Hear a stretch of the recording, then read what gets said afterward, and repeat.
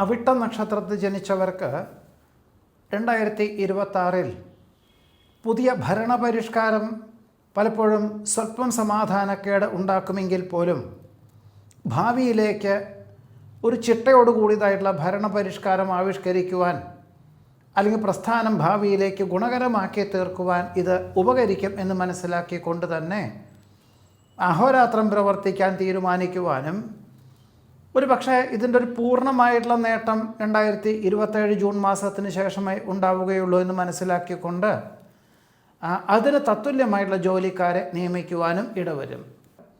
വിദേശ ബന്ധമുള്ള വ്യാപാര വിപണന വിതരണ മേഖലകളുടെ പ്രാരംഭതല ചർച്ചയിൽ പങ്കെടുക്കുവാനും അത് വേണ്ട തുടക്കം കുറിക്കുവാനും സാധ്യത കാണുന്നു.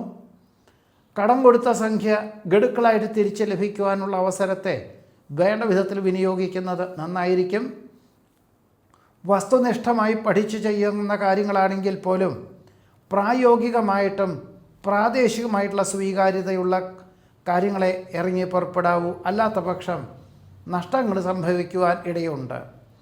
വ്യാവസായികമായിട്ടുള്ള മേഖലകളിൽ ഒഴിവാക്കി വ്യാപാര മേഖലകളിലും വിപണന മേഖലയിലും ശ്രദ്ധ കേന്ദ്രീകരിക്കുന്നതിന് ഭാഗമായിട്ട് ഒരു പക്ഷേ കടം കൊടുക്കുന്നത് പൂർണ്ണമായിട്ടും ഈ ഒരു വർഷം തന്നെ ഒഴിവാക്കിയും കൊണ്ട് ലാഭശതമാന വ്യവസ്ഥകളിലേക്ക് മാറുന്നത് ഭാവിയിലേക്ക് ഗുണകരമായി തീരുവാനും അവിട്ട നക്ഷത്രം ജനിച്ചവർക്ക് ഈ 2026 യോഗം കാണുന്നുണ്ട്.